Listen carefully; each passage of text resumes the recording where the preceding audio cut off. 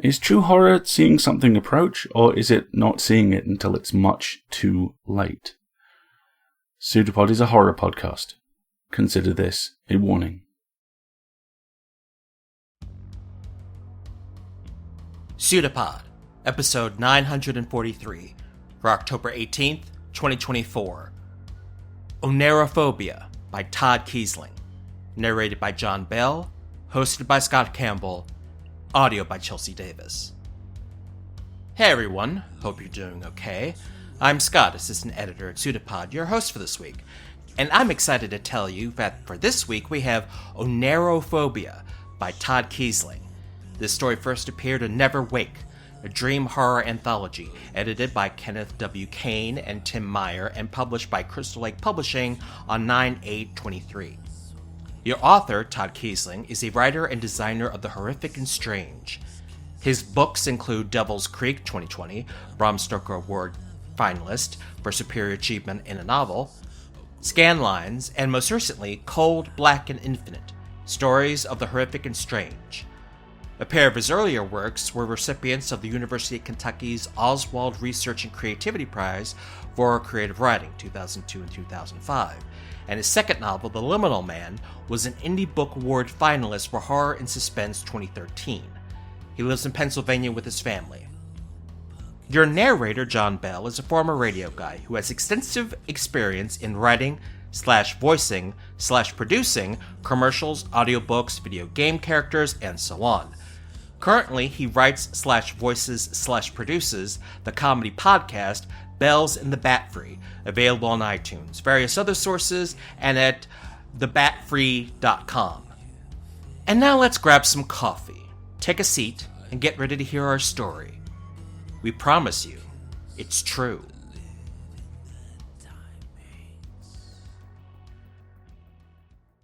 Oneirophobia by Todd Kiesling. Narrated by John Bell. The fluorescent lights here in the basement of St. Joseph's are noisy by design. You wouldn't think it of lights, the kind of noise they put off, but the ones down here have a hum that digs into your ears like a gnat.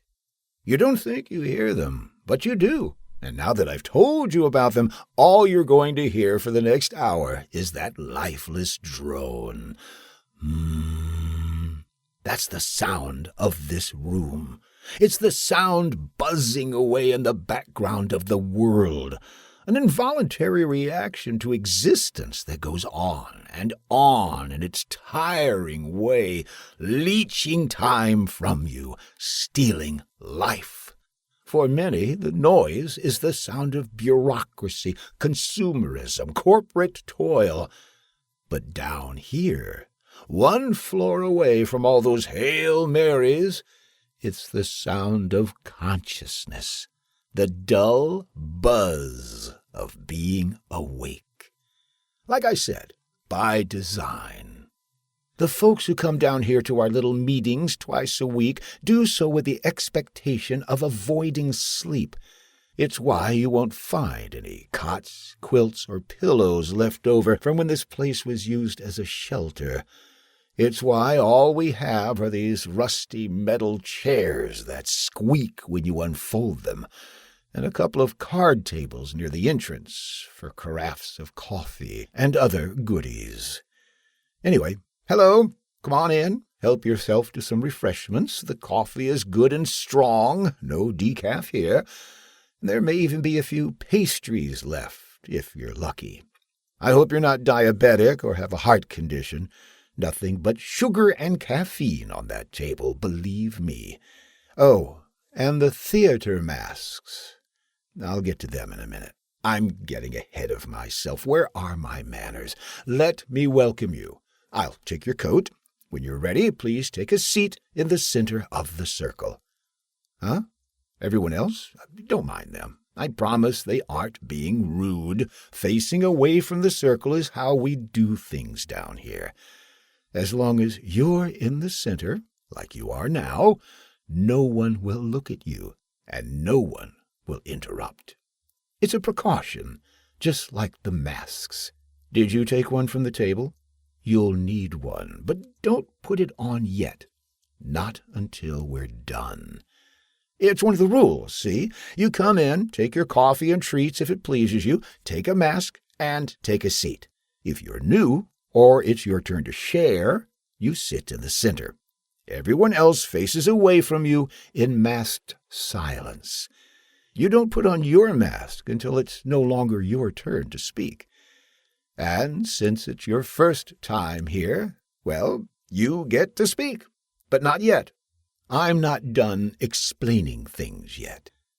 So, the odds are good you know why you're here and what we do down here. It's no secret. You probably saw the flyer on the community board upstairs, or maybe you saw it downtown at the YMCA. Maybe your doctor or therapist sent you here just to try things out, see if it helps. We do help, in our own way. We're all here for the same reason, after all. I can see you're anxious, uncomfortable. That's the idea, remember. So how about I start, show you what we do? We're all here because we see the face in our dreams. Yes, a face. The face. This face, it could belong to anyone you know, or it could be someone you've never met. Most of the time, it's a face with which you're all too familiar. The mug you see staring back at you in the mirror every day. Yes, sometimes this face looks just like you or me, but wrong somehow. You know that game you used to play as a kid? The one where you stand in a dark bathroom, stare at your reflection, and say, "Bloody Mary," 3 times. Ever do that when you were a kid? The point was, you'd freak yourself out because your face would appear to shift or change in the mirror, just slightly off, a grin too wide, or cheeks that sag a little more than they should. That's the kind of wrongness I'm talking about. We've all seen the face staring back at us in our dreams.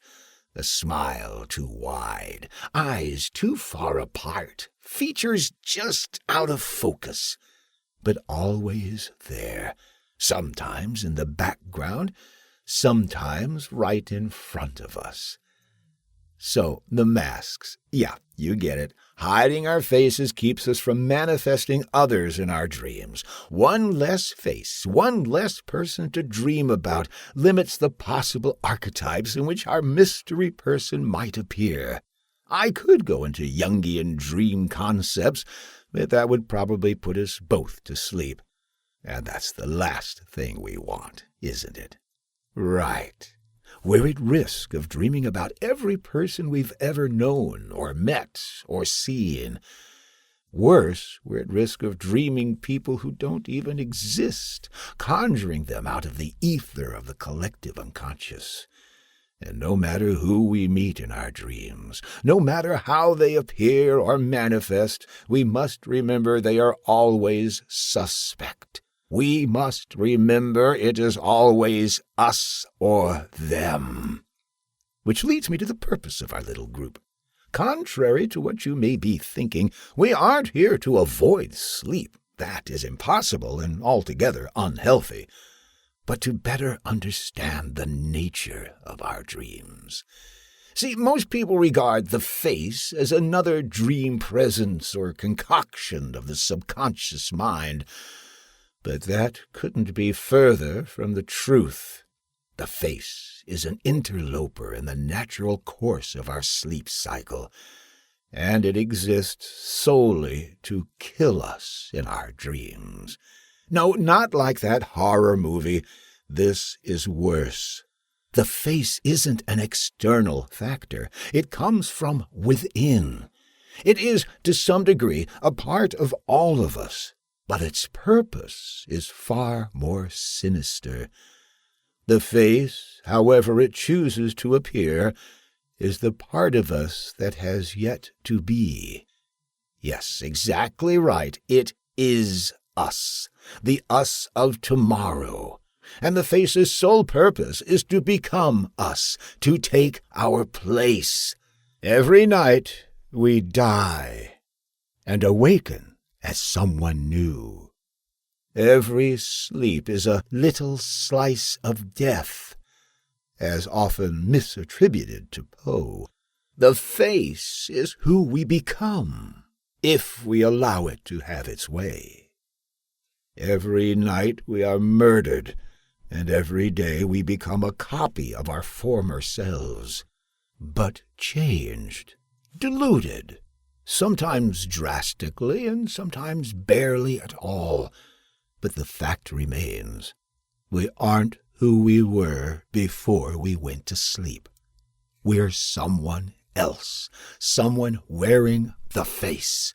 And every face you see is someone else trying to murder you in your sleep.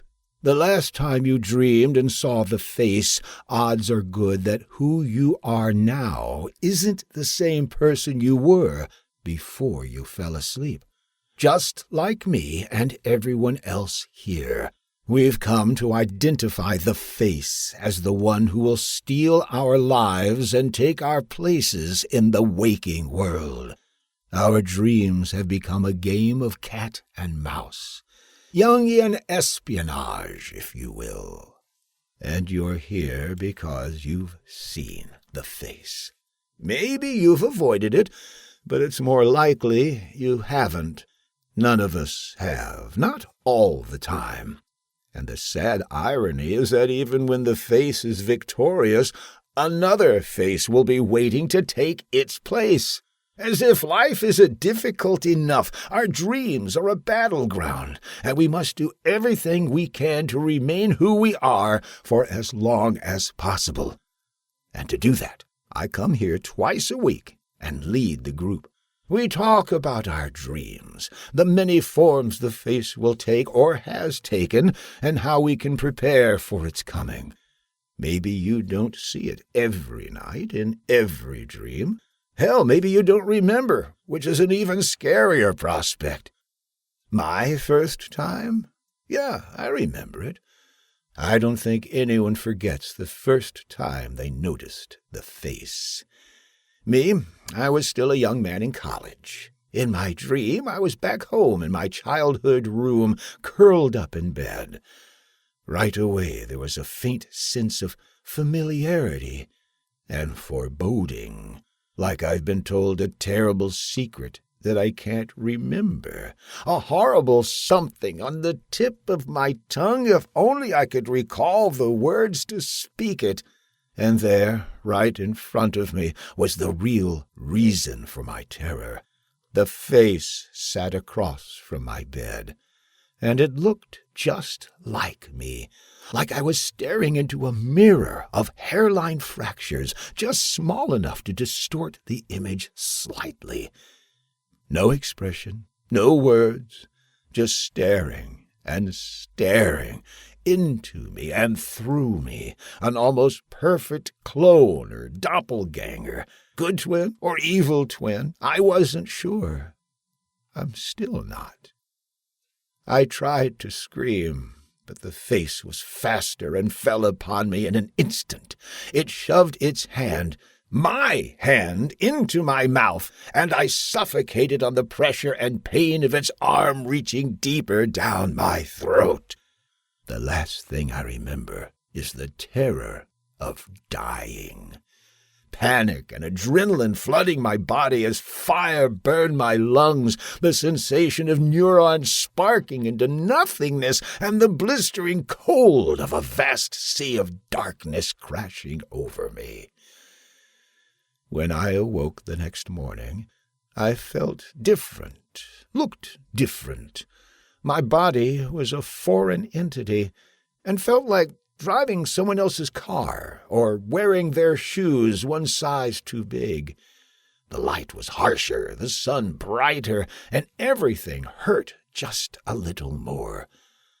Some would say I'd become aware of entropy, that I'd just grown a day older and somehow felt the change. And maybe they're right. Maybe that's what the face is in a Jungian sense, an archetype representing the death and rebirth of ourselves. Apologies, I'm rambling. Any questions so far? Why do we resist the face? Great question. An argument is to be made that the face is simply a part of the natural order of things. Maybe we're supposed to die every night. Maybe the point of life is death and rebirth. That very well could be true, you know. But think about the last time you saw the face in your dreams. You were repulsed by it, weren't you? It's not quite right features, its thin and knowing smile, the blank stare it gave you from across a room or street or crowd. Everything about it looked familiar and wrong. Maybe you woke up in a cold sweat, reeling from a simple dream that was far more terrifying than anything you could call a nightmare. At least with a nightmare, you know it isn't real, but when you see the face, its existence feels possible. That dread you feel when you awaken is the knowledge that this uncanny thing wants to step inside your skin and wear you, become you. That chilling fear you feel is the pure, heart-stopping knowledge that if the face takes over, who you are will cease to be.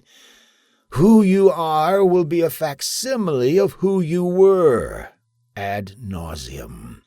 Death of the self in perpetuity. Death of yourself over and over again, every night into every day. You are here because of your innate sense of self-preservation. Just like the rest of us, you would rather fight to exist than to be overcome. How, then, do we fight when we are in our most vulnerable state? Many of us have trained ourselves in the way of lucid dreaming to control our actions and better prepare ourselves should the face make an appearance. That's one such skill we develop here in the group. It could prove useful to you if you haven't learned it already. How? Mnemonic induction, rehearsal of a phrase as you fall asleep. You can train your brain to recognize when you're dreaming. Think of it like training yourself for meditation. You're teaching yourself a trigger to reach a mental state on command. A word or phrase is common, but some of us utilize a sound, a click of the tongue, snap of the fingers, or a gentle hum. This takes practice and doesn't always work. Sometimes we go into our dreams believing we're in control when it is the face who has the upper hand. You know the falling dream, the one you have where you're always falling, is one of the face's most effective traps. It's sudden.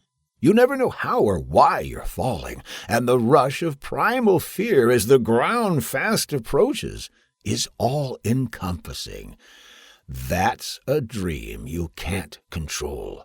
The same goes for the dream where you're late to a final exam for a class you can't remember attending, or when you have to give a presentation on a topic you know nothing about. Classic face scenarios. We've all fallen prey to them.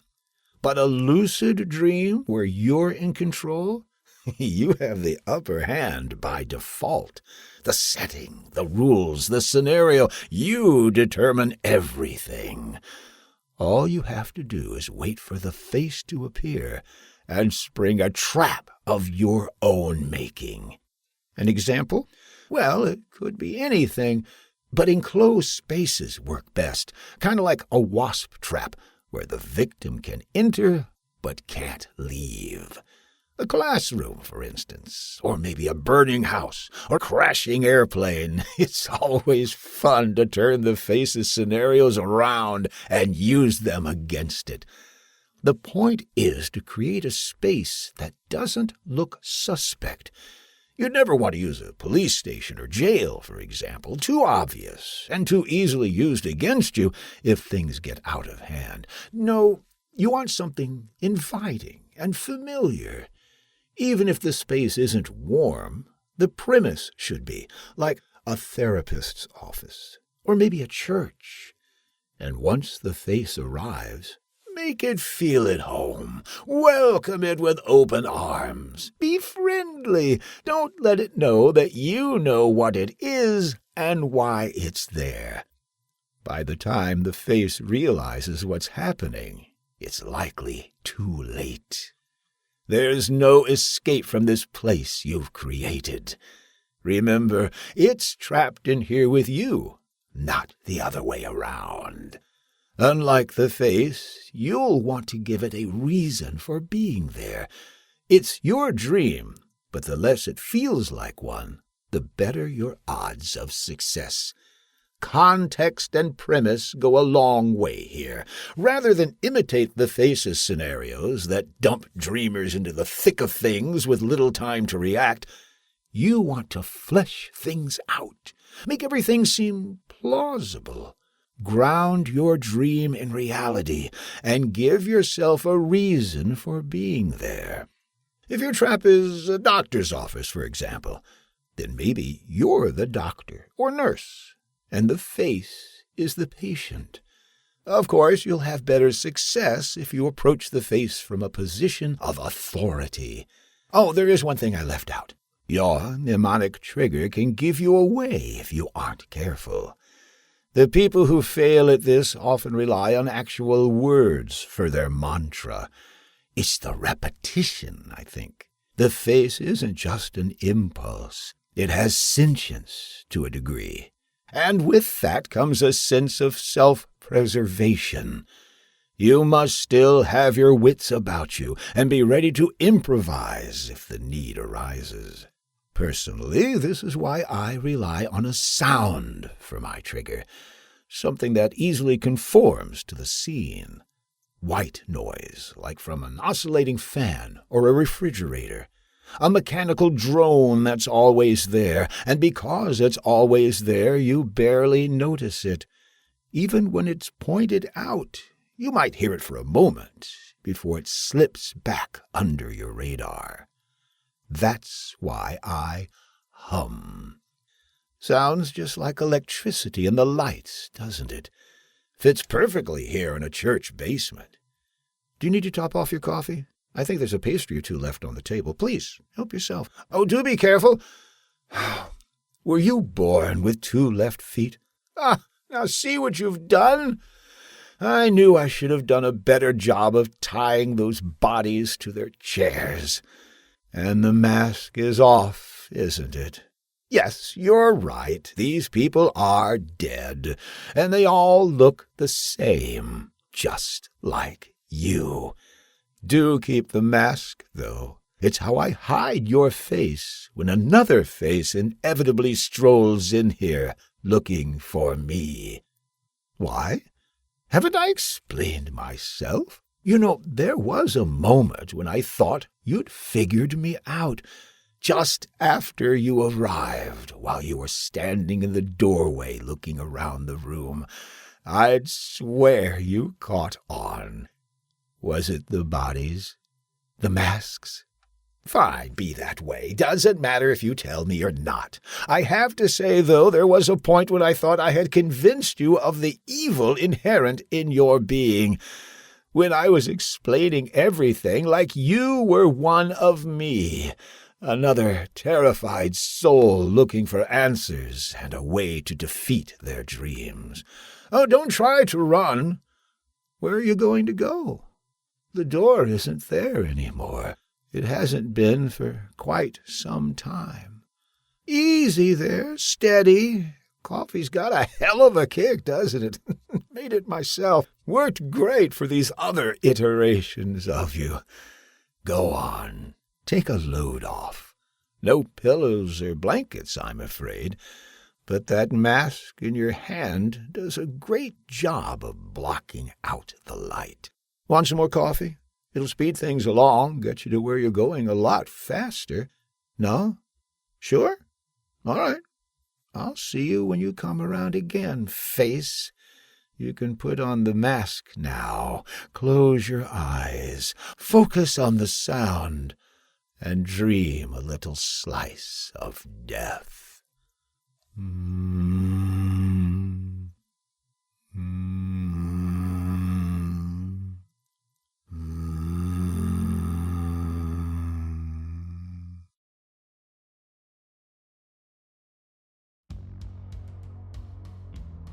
Well done. You survived another story. What did you think of Oneirophobia by Todd Kiesling?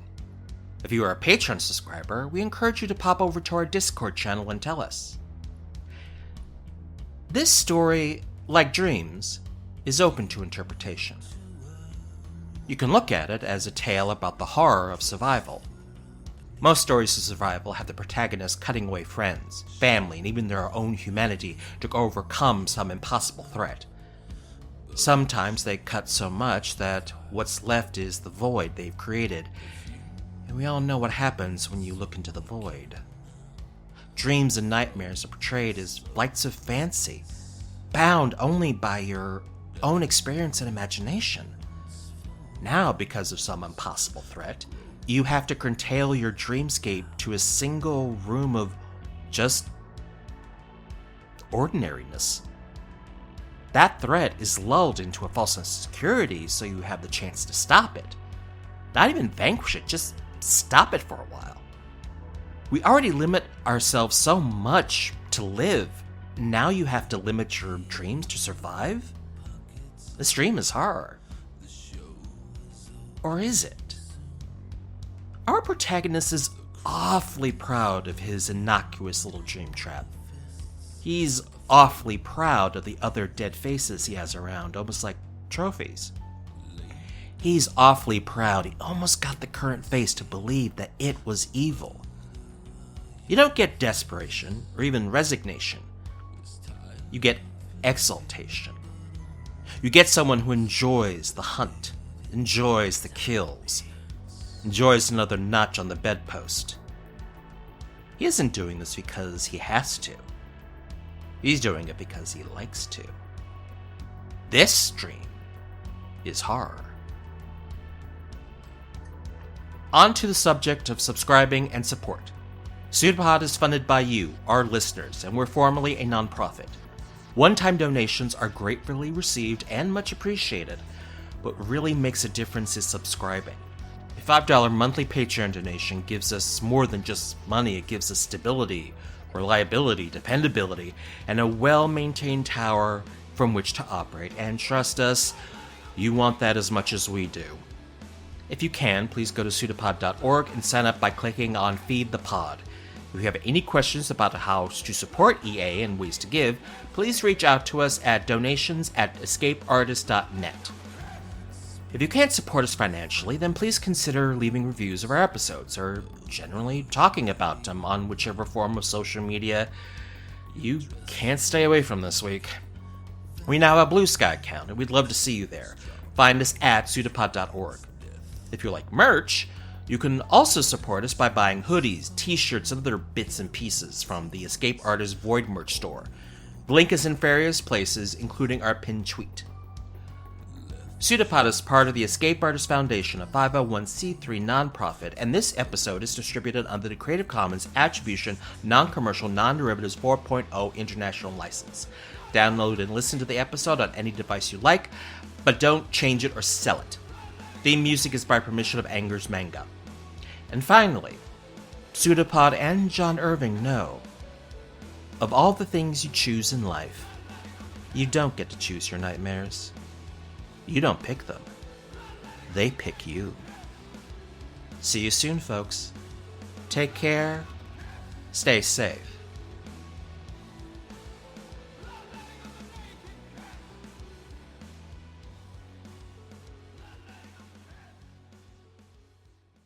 An arm appeared from nowhere on the shape, seemingly projected like the pseudopod of a protozoan. It's a pseudopod. It's a big foot.